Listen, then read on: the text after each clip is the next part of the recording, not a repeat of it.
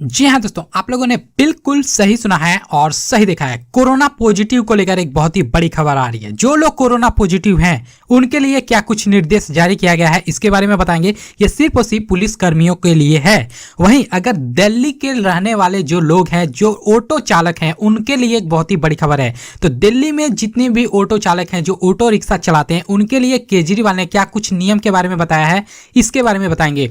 अगर आप इस लॉकडाउन के माहौल में फ्लाइट से ट्रेवल करना चाहते हैं, डोमेस्टिक फ्लाइट के लिए, यानी कि आप एक राज्य से दूसरे राज्य में जाना चाहते हैं, कहीं पर भी जाना चाहते हैं भारत के किसी भी कोने में, तो इसके लेकर यहां पर कौन से नियम के बारे में बताया जा रहा है, इसके बारे में बताएंगे।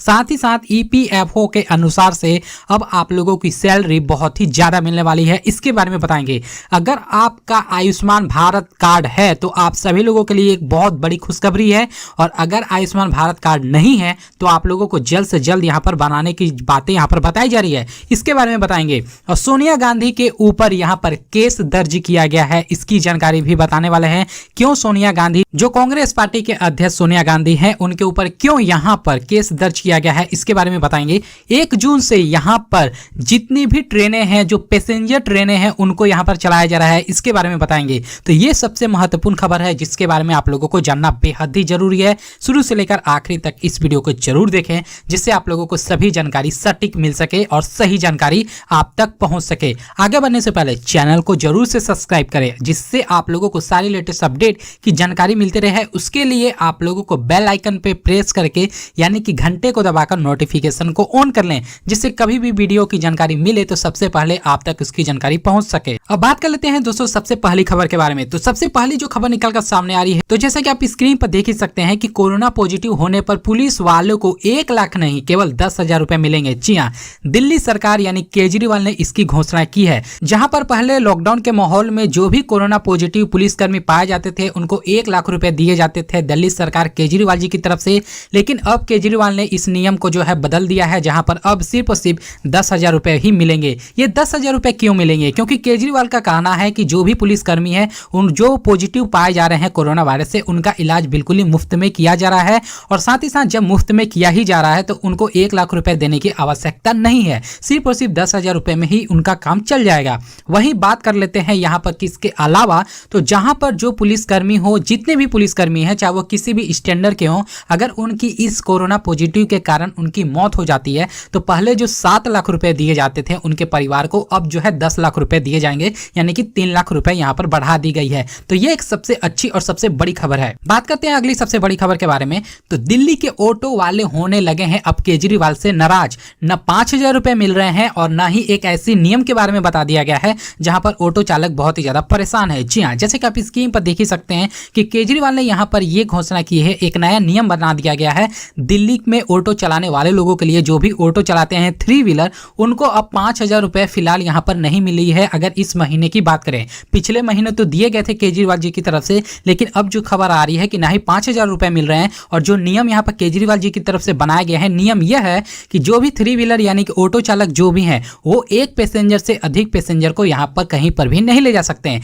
यानी कि सिर्फ और सिर्फ एट ए टाइम सिर्फ एक ही पैसेंजर यहां पर जा सकता है, एक ही लोग जा सकते हैं। अब बात यह है कि जो फैमिली को लेकर जाने वाले हैं, क्या वो अपने फैमिली को छोड़कर अकेले तो ट्रेवल नहीं कर सकते हैं? इसके ऊपर भी बहुत सारे विवाद चल रहे हैं। इसके ऊपर क्या कुछ अपडेट निकलता है, फिलहाल इसकी जानकारी कोई भी केजरीवाल जी की तरफ से नहीं आ रही है, लेकिन कभी भी इसकी कुछ लेटेस्ट अपडेट निकलती है तो इसकी जानकारी हम आपको जरूर बताएंगे। बात करते हैं दोस्तों अगली सबसे बड़ी खबर के बारे में। तो लॉकडाउन 4 की शुरुआत के अनुसार 14 साल से कम उम्र के बच्चे को यहां पर आरोग्य सेतु ऐप जरूरी नहीं है। विमान यात्रा पर गाइडलाइन यहां पर जारी हो चुका है। जैसा कि आप लोगों को पता चल ही गया है कि अब यहां पर डोमेस्टिक फ्लाइट यहां पर चलने वाली है, जो 25 तारीख बताई जा रही है।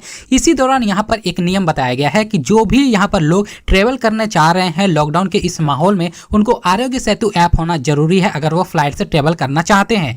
हम आपको बता दें, अगर वो फ्लाइट से ट्रेवल करना चाहते हैं तो ये तो अनिवार्य है कि आरोग्य सेतु ऐप का होना जरूरी है, और साथ ही साथ उनको ग्रीन सिग्नल भी दिखाना जरूरी है। अगर वो ग्रीन सिग्नल नहीं होता है तो वो ट्रेवल नहीं कर सकते हैं। और साथ ही साथ जो भी लक्षण है सर्दी खांसी जुकाम बुखार, उसको जो है वहां पर उनको इजाजत नहीं दी जाएगी। इसके अलावा जो खबर निकल कर आ रही है कि 14 साल के कम उम्र के बच्चों को के लिए यहाँ पर आरोग्य सेतु ऐप जरूरी नहीं है। ये एक नई गाइडलाइन थी जिसके बारे में यहाँ पर बताया जा रहा है। बात करते हैं दोस्तों अगली सबसे बड़ी खबर के बारे में, तो EPFO की तरफ से एक नया रूल, एक नया नियम के बारे में बताया जा रहा है। यह नियम क्या है कि इस महीने से आपके खाते में आएगी ज्यादा सैलरी। जानिए किस तरह से आप लोगों को इसका फायदा मिलने वाला है। तो EPFO में आप चाहे तो विजिट करके इसकी जानकारी ले सकते हैं, जहां पर पूरी अच्छी तरीके से गाइडलाइन में आप लोगों को समझाया गया है। इसका लिंक भी हम आपको डिस्क्रिप्शन बॉक्स में दे देंगे, या फिर EPFO के जो ऑफिशियल साइट है वहां पर आप जाकर इसके बारे में जान सकते हैं। चाहे वो हिंदी में हो या फिर इंग्लिश में हो, आप ट्रांसलेट वगैरह कर सकते हैं। यहाँ पर अब आप लोगों को ज्यादा सैलरी मिलेगी। इसके बारे में बहुत सारी जो है बातें निकलकर सामने आ रही है। बहुत सारे ऐसे नियम रेगुलेशंस हैं जिसके आप जो है वहां से पढ़ सकते हैं।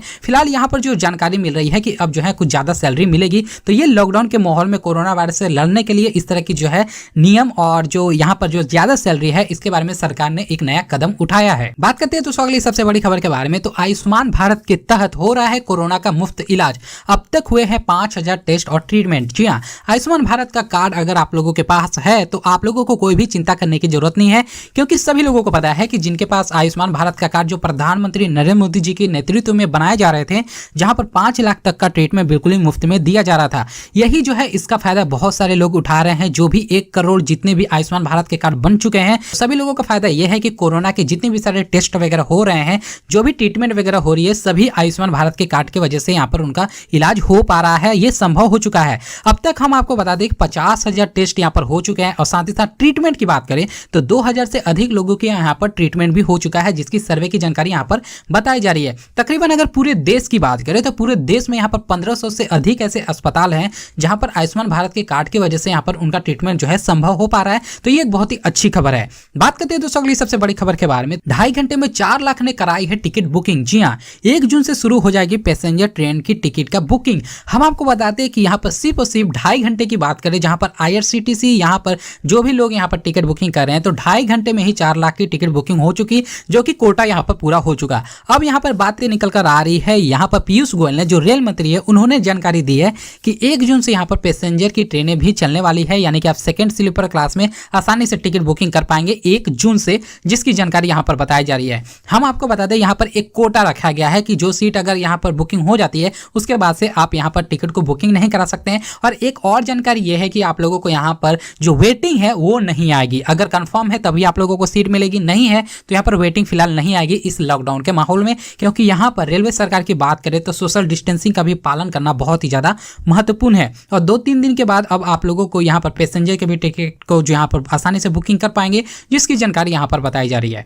बात करते हैं तो अगली सबसे बड़ी खबर के बारे में, तो सबसे बड़ी खबर है कि सोनिया गांधी के खिलाफ FIR दर्ज हो चुका है, केस दर्ज हो चुका है। PM केयर फंड को लेकर गलत जानकारी देने का आरोप यहाँ पर सोनिया गांधी जी के ऊपर लगाया गया है। जी हाँ, यहाँ पर क्या कुछ जानकारी बताई गई है कि कर्नाटक में एक वकील ने कांग्रेस अध्यक्ष सोनिया गांधी के खिलाफ FIR दर्ज कराई है। ये FIR दर्ज क्यों कराई है? जिसमें उसने आरोप लगाया है कि कांग्रेस पार्टी सोशल मीडिया पर गलत जानकारी फैला रही थी। इसीलिए यहाँ पर मुख्यतः देखा जाए तो PM केयर फंड को लेकर कांग्रेस की तरफ से उठाए जा रहे मामलों में जिक्र किया गया है।